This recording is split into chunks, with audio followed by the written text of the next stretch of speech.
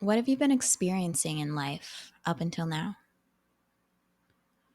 Getting curious about why we are where we are in life is such an important step in the path to consciously creating your life.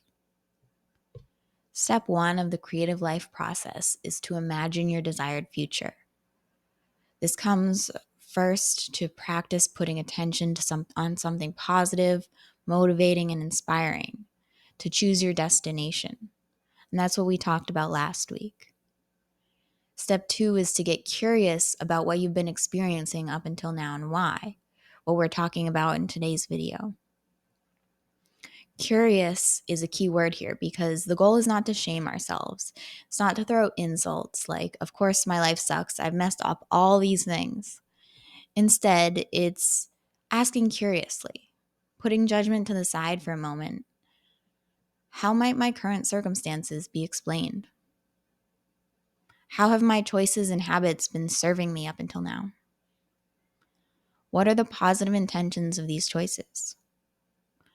Are these choices bringing me towards or away from my desired results? When we're clear on our destination and our current location, we are prepared to start plotting the path to consciously create our lives. In Brene Brown's TED Talk, Listening to Shame, she shares how she realized one day that she was engineering staying small in her life. And that hits me hard every time I think about it, because I definitely do that. I have this big dream, many big dreams to be a thought leader that helps heal the world. I want to support people on their healing journey, their self discovery.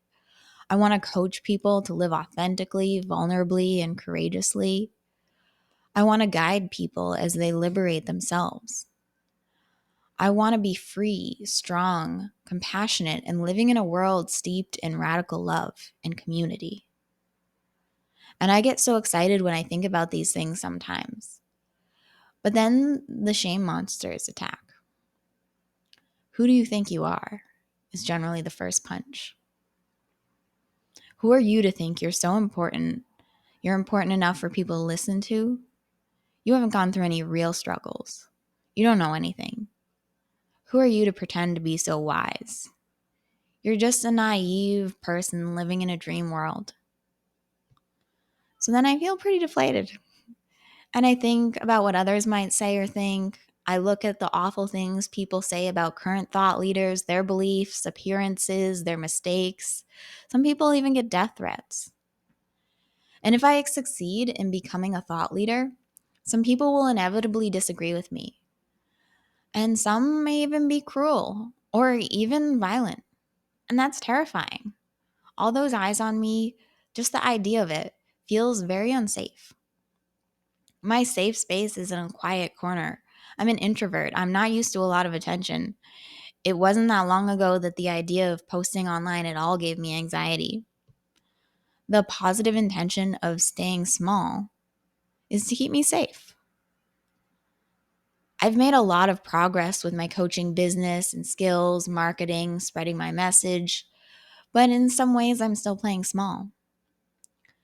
To a degree, I think it's been helpful to gradually ease my nervous system into expanding my comfort zone. And I'm grateful to that positive intention within myself to keep me safe. But I've also been getting in my own way, which is really annoying. Filling my time up with other stuff, keeping myself small, engineering my life to stay small. And I'm sharing this shame of mine to encourage you to take an honest look, no matter how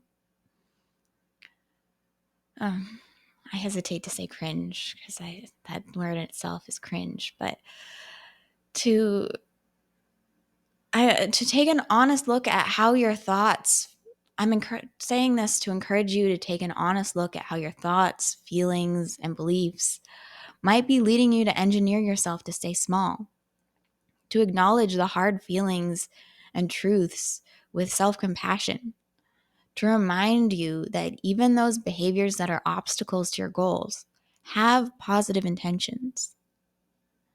So ask yourself, where are you getting in your own way? And what is the positive intention? The goal of getting curious about your present state is to take radical accountability in the part you are playing in creating your reality. Accountability is about facing whatever consequences come from your actions, including mistakes.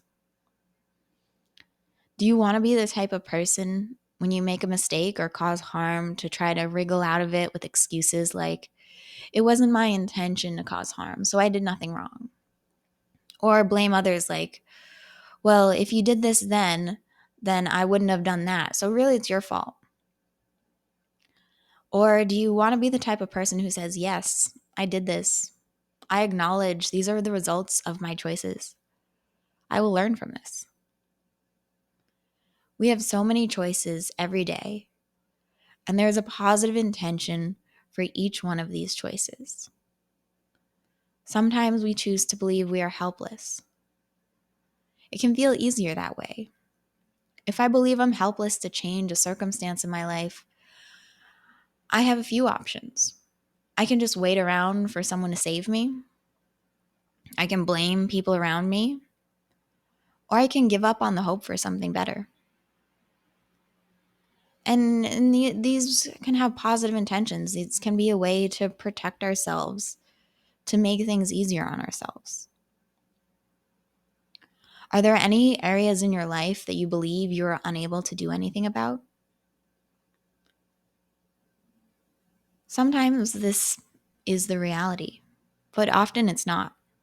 So ask yourself, is this a fact that this is impossible to change? Or does it just feel safer not to try? Not to believe that you're capable of something different, something better? Where on the spectrum of responsibility do you fall? Are you more likely to push your responsibilities on others and maybe avoid dealing with them altogether? Or do you tend towards self-sacrifice and taking on more responsibilities than necessary? Or are you a fun mix of both? It's easy to feel like we don't have a different choice, but we do. We are always making choices. There's always a choice. They might not be great. All choices have pros and cons. But no matter what, there is always a choice. Even in the most extreme cases, there is a choice for how to deal with the situation internally. And growth doesn't happen in a vacuum. Many people in the health and wellness fields will only focus on their clients' actions, saying, you have all the power, you can do all this, and only you are stopping you. And while it makes sense to put so much of our focus there, where the fastest change can be made in the individual, we cannot ignore the external factors that have a significant influence on our well-being. Getting curious about your current experience includes taking into account how social and political contexts influence you, because they do strongly. And there are so many things we can do to fight the social injustice, political corruption, and climate destruction that are affecting us. But it is also true that there is only so much an individual can do. We have a finite amount of energy. How are these external factors impacting your current situation? You are a co-creator of your life, not the sole creator. As frustrating as it is, some things are just not in our control. Getting curious about what you've been experiencing up until now is a critical step in consciously creating your life. And it's a tough one. It's about accepting what is and is not in your control. It's about taking radical accountability for how your thoughts, feelings, and choices impact your life. It's about being honest with yourself about what could be going better, all while holding yourself with compassion. Asking questions with curiosity rather than judgment exposes the truth.